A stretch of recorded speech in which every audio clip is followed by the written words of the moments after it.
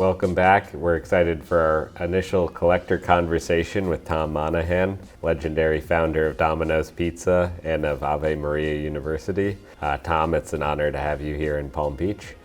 We wanted to talk to you a little bit about the Domino's Rolex, one of the most kind of interesting and collectible and unusual Rolex watches. But before we dive into that, I wanted to ask you a little bit about your life story for those that aren't familiar with it. Sure. I was born during the Depression, 1937, pretty poor family. My dad died when I was 4 on Christmas Eve in 1941. He had ulcers of the stomach. They didn't have penicillin back then. Then I was in the foster homes and mostly in the Catholic orphanage until I was 12. And that's where I got my faith. They were all Polish nuns, very strict and very holy. And that's, I didn't like it there, but it's the best thing that ever happened to me. That's sweet, yeah. And I lived in a teenager in foster homes and mostly farms. I liked farming, except for the 10th grade when I was in the seminary. Thought I wanted to be a priest.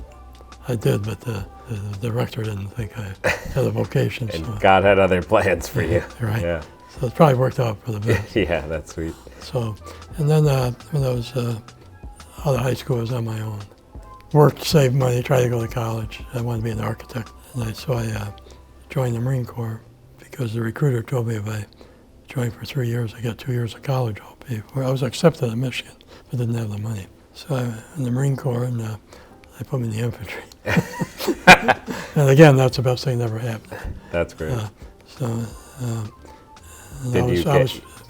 Were you deployed overseas? I was in Okinawa in Japan. I never saw action. I was between Korea and Vietnam. And consequently, I didn't have the GI Bill when I got out. Oh, really? For some reason, during that period of time, it wasn't available. It became available to me a couple of years after I got out. By that time, I was in business, Hanover Hills, and married, and in college was by the boards. So I never got through my first semester of college. That's amazing. And then you decided to get into the pizza business. Well, it was something that was available. My brother was a mailman, and he on his route was a pizza place in Ann Arbor, and he got to know the owner, and he stopped there for lunch every day, and found out the owner had a place in Ypsilanti, which is a suburb of Ann Arbor. It was a total failure. It's not that it didn't have many customers, didn't have any customers, and a hole in the wall, and the owner tried to talk my brother into buying it. He was afraid to do it, so he asked me if I'd do it with him. I said, we don't have any money, don't know anything about the pizza business. He says, well, I worked in a pizza place before, there's nothing to it. Found out later he worked in a place for a month, and all I did was wash dishes. So the idea was we'd buy this place. It was $500 down. Didn't have any money, but we borrowed the money from a credit union for the down payment. And then then my brother decided that he didn't want to be part of it. I thought I was going to work half the night. He worked half the night, and I had plenty of time to go to school and be an architect. Yeah. And so at the last minute, he dropped out. Oh, he said, wow. I can't give up the security of my post office. So I had about 2.5 jobs trying to accumulate money to stay in school and wasn't getting anywhere. Yeah. And so I gave all that up, and I was running it myself. And you renamed it Domino's. Yes. So the place was called Dominic's, and we never went to an attorney. He gave us permission to use the name. Everything was in oral, plenty of witnesses. Yeah. Ypsilanti is the same county as Ann Arbor. So after a couple of years, and I'm doing more business than he is, he calls me up one day and says, you can't use my name. Oh, I said, you gave me permission to use it. So I changed my mind. Oh, wow. I said, that's not fair. And then I found out that I couldn't get my name at the phone book in the yellow pages, which was our lifeblood. Yeah. And because they contacted him and said, I've got the registration for the name, and we're going to sue if you. So I had to come up with a new name. Wow. And we had 2 other places I opened since then under different names, places I took over because I didn't have any money to buy them. Yeah. And we're talking about different names with our employees. It had to be Italian. We talked about Monaghan's Italian pizza, but didn't have the right ring to it. And so, but it couldn't be something too common like Tony's. Yeah. And so one day the driver came back from a delivery. He delivered a pizza to a shoe store.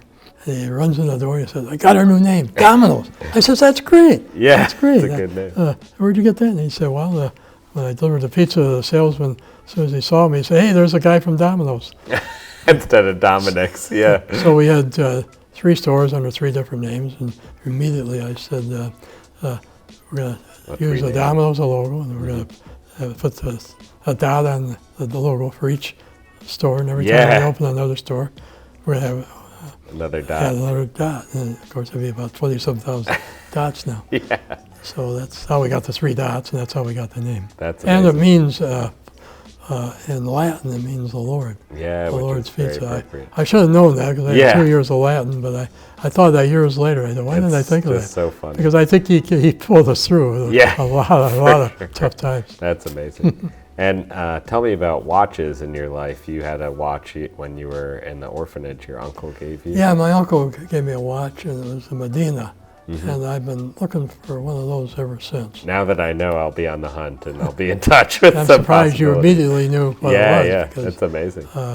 You're basically in the 1980s, Domino's was really taking off and you wanted to reward kind of franchise owners and others. And tell us how you started with Seiko, which a lot of people don't Actually, realize. I didn't start with a watch. I started with a tie. Oh, really? I read Neiman Marcus, Stanley Marcus's book, The Quest for the Best, and he talked about what the best of everything was, and the best tie was a Hermes. He said, someday I'm going to own one of those. Yeah. So I bought a Hermes, and I'm at one of our meetings of our managers, I think it was in Columbus, and somebody commented on a tie and liked it. How do I get one of those? I said, well, the first store that does $10,000 a week, I'll give him my tie.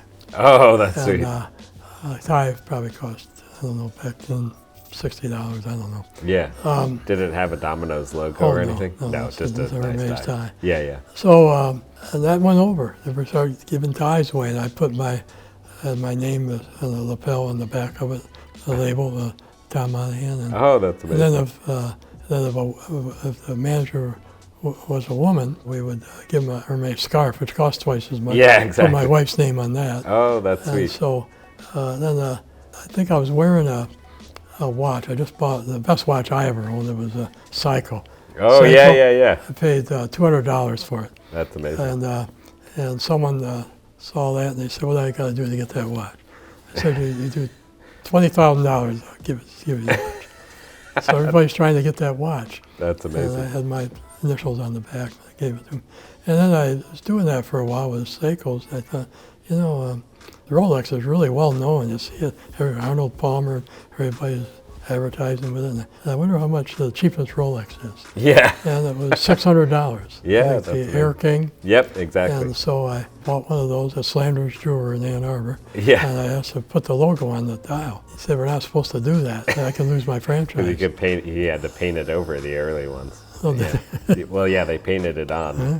And then he got permission from Rolex, I think, to begin printing it on the Oh, dial. really? Yeah. Oh, I didn't know that. Yeah. So then these were all done at Rolex in Switzerland. Oh, were they? Yeah. Oh, I didn't know that. Yeah. People went crazy, right? You had sales contests as well, and you sometimes put the figure on the back for the amount of sales. And your initials were on all of the early ones through the kind of mid-90s, so it'd have the recipient's initials and then TSM, your initials as well. It's worth more than $600 now. Yeah! What's kind of interesting is these watches, when I first got into watches, these were the least expensive Rolex watches still. They were around $1,500, say 15 years ago. And a lot of times dealers would buy them and take the dials out because people were saying, why do I want a Domino's logo on my dial? So they'd put in a different dial. About 10 years ago, people began to think these were extremely cool. People began posting about them, and the values just skyrocketed. So now they've sold for over $20,000 at auction. Wow. They discontinued putting the Domino's logo on the dial around 2002. I sold the company in '98. Yeah, I was told that, and they were really a hot item in Japan. Yeah, the Japanese are. And when we have a meeting of Domino's franchisees, they don't call them a watch; they call them a Rolex. Yeah, exactly. And when they come to a meeting, they'd have their watch on. They put their hand, bang their hand down, so everybody could see their watch. That's awesome. It was a big hit. That's amazing. You were told at one point you were the biggest customer for Rolex in the world. Oh yeah, I'm sure I was. I mean, how many were you doing a month? Like hundreds? I don't know, but I would guess it was the total over those years, 500 to 1,000 maybe. Yeah. Tell me about watches in your life beyond these Rolex watches. You have a kind of an affinity for the classic gold dress watch with a kind of alligator strap. Well, when I started getting successful, and it happened really fast after 20 years of being on the brink. Yeah. With my background. So I wanted to kind of have the best of everything. And of course, it was a Patek. A friend of mine had one. Oh, yeah. And what was the shape they called that? The Calatrava, or was it a different No, this was, it was more modern. Was it an ellipse or a nautilus? I think it was an ellipse. Oh, yeah, yeah. Said, I'll sell it to you. Oh, wow. I said, and I'll buy it. So he sold it to me for $5,000. Oh, wow. So that was my first. That was in the 80s? Huh? In the 1980s? 80s. Yeah, that's amazing. You remember IWC because you saw Montgomery Ward catalog when you were That's right.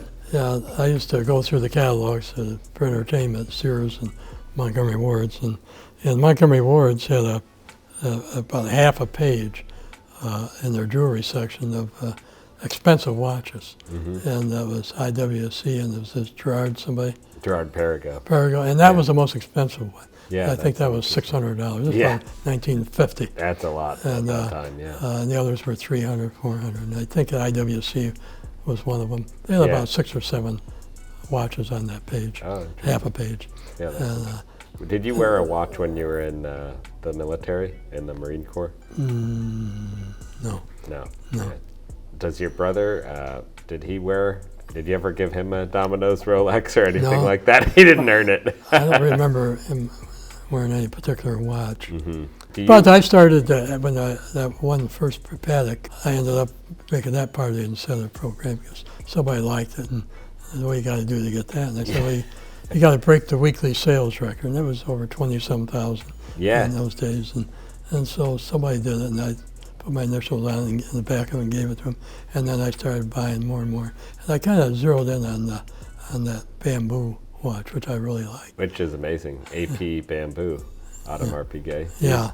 Do you still have it? Or No, you find it? no. I think I gave it to somebody in the last 10 years. Oh, I yeah. forgot with some special accomplishment or something. Yeah. You have a Domino's Rolex somewhere. You've got to find it. Yeah, if I didn't lose it or somebody didn't steal it. It was a retirement gift when you sold the company. Yes. What life lessons do you have for young people? You have a lot of wisdom you've accumulated over the years. For anyone watching the channel, what business or life advice would you give them? Well, I was always a dreamer, always ambitious. Realized I was in my childhood, I was in a situation where I couldn't do much about it, but boy, when I get on my own, watch out, I'm going to really do. And I was aboard ship in the Marine Corps, and we were out in the middle of the Pacific, stuck with a bad rudder, and we limped our way back to Yokohama, and had nothing to do. And I'm doing what I often did. I just thinking about all the things I wanted to do in my life, the things I wanted to have, and whether it's airplanes, yachts, nice homes, everything. And then all of a sudden I thought, so what? That can make me happy? Is that important? And I thought, well, what is important? What is going to make me happy? If I sold all the pizzas in the world, made all the money in the world, I don't know it was pizza at that time, but something. If I lost my health, I'd give every penny I could to get my health back. So I said, well, I got to take care of my health. And so I said, I'm going to live to be 100. I'll be 88 2 weeks. Oh, that's great. And I thought, well, so I got the body of a Greek god, and I'm healthy, I'm working out all the time. If my mind went, I give every penny I got to get that back. I'd rather be a paraplegic in a wheelchair and have a strong mind. So I said, well, my mental health is better than my physical health. So, and then I thought, well, yeah, but I still got to live with people, and I got to have relationships. So, something even more important is relationships with people. And that's primarily family, and just practice the golden rule. And I thought, wow, I really got a formula for life. I got a formula for happiness. And circling back, one final comment about the Domino's watches. Do people still, when you go and meet kind of friends that were franchise owners and things, do they ever pull these out and show them to you, bang them on the desk, as you say? Oh, I have a lot of people show me their Rolex. Yeah, yeah, Oh, yeah. I was had one last night. Oh, yeah, I was yeah. dinner with one of the old franchisees, and his wife was wearing it. Oh, that's Made it awesome. smaller so it fit her. Yeah, And it was yeah. one of the old ones. He won about 7 of them. Yeah, He was really one of our superstars. that's amazing. And it was, Yeah, you and had the a- logo was faded. Oh, that's cool. Yeah, It'd because be it one of the probably first saw a ones. lot. Yeah. The you made ladies ones as well, the small, Oh, yeah, for very the small women, yeah. ones. Yeah. Well, thank you so much, Tom. It's wonderful having Tom Monaghan, the mastermind behind the Domino's Rolex watch, which is so desirable for collectors today. Thank you, Tom. I hope I find mine. Thank you.